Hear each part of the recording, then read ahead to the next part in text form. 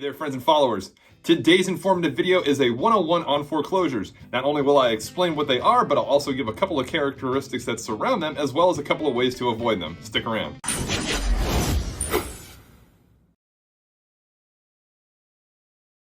So yes, as always, welcome back. Now, foreclosures. I'm sure you've heard the word before at some point. The foreclosure process is typically an unfortunate event for the average homeowner, but the process does play a larger role in the grander scheme of things that is the world of real estate. As an inevitable occurrence that some homeowners will face at some point, investors in the marketplace or those looking to expand their real estate portfolio can take advantage of these situations and create either rental units for those that are not able to buy a home, or fix up and resell to families that are able to purchase and give those individuals an opportunity to experience what is home ownership. So first and foremost, what is a foreclosure? Well, if you take out a loan to buy a house, specifically here in the state of Florida, there will be two documents that you sign, a promissory note and a mortgage. First document, the promissory note, is the document that contains your promise to repay the loan along with other terms and conditions. This could be stuff such as payment of property taxes, maintenance and upkeep to the residence, and keeping the property insured. The other document is the mortgage. Now, this is the document that gives the lender a secured interest in the property.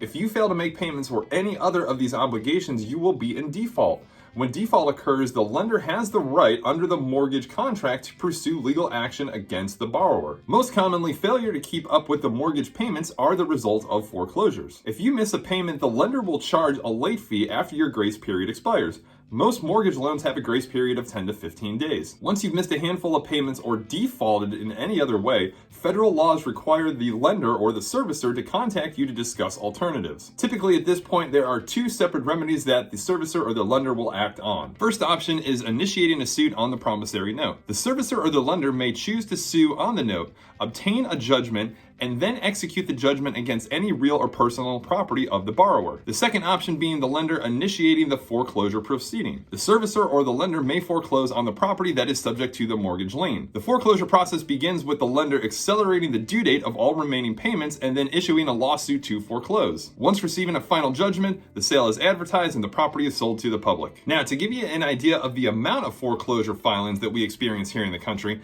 in February of 2020, just as the foreclosure forbearance moratoriums were being put into place as COVID-19 ran rampant through the country, we saw just over 214,000 foreclosure filings for properties here in the United States. The year before that, in 2019, we saw just shy of 500,000 foreclosure filings, with an increase every year prior to that. There are actually two types of foreclosures: judicial, which I just explained, or non-judicial, or a friendly foreclosure as it's sometimes called. In a non-judicial procedure, the defaulting borrower gives title to the lender to avoid judicial foreclosure. The lender keeps the title to the property subject to any existing liens that the property may have. So, how long does the foreclosure process take? Well, depending on the court schedule and state laws, foreclosure can take as little as 3 months or even up to years. Keep in mind the process may be delayed if the borrower contests to the action, seeks delays and adjournments of hearings, or files for bankruptcy. Here in the state of Florida, we do have an expedited foreclosure process for uncontested cases or if the homeowner does not have a genuine defense. So, is there any way to stop the foreclosure process once it has begun? The answer is yes, with a couple of different options. First being the right of equity of redemption. Now, equity of redemption allows the borrower to prevent foreclosure from occurring by paying the lender or the servicer the principal and interest due, plus any expenses that the lender has incurred in attempting to collect the debt and initiating that foreclosure process. The other option is a short sale. This essentially is when the homeowner sells the home for less than what is owed. The servicer or the lender of the original mortgage gets all the proceeds from the sale and either forgives the difference or will issue a deficiency judgment which requires the original borrower to pay what was left over. So, what are some of the results of a foreclosure? Well, first and foremost is bearing the burden of the process in the situation. But additionally, a foreclosure will stay on your credit report for 7 years from the date of the first related delinquency. Also, a foreclosure will affect your credit score. According to FICO, borrowers with a good credit score can experience a drop of 100 points or more as a result of a foreclosure. The ability of being able to buy another home is reduced to a minimum waiting period as well. 2 to 3 years for an FHA loan, up to 7 years for a Fannie Mae or Freddie Mac backed loan, and 2 years for a Veterans Assistance home loan. Now, obtaining a previous foreclosure can be a great opportunity, and some people even swear to buying homes through this process. Please be aware that when awarded property possession of a previous foreclosure, you will not obtain any better title than the previous borrower held, and the doctrine of buyer beware especially applies, as the purchaser is presumed to know that the purchase is subject to possibly any prior liens of record or interest that may be affecting that property. If you find yourself headed down this path, please know that assistance is available.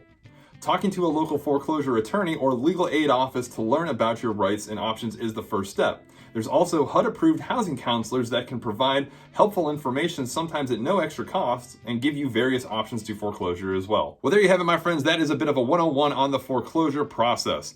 Now, as we move forward throughout the year and the foreclosure forbearance moratoriums come to an end, I do anticipate seeing more of these coming back to the market in a heavy flow, not just here in the Marion County area, but countrywide as well.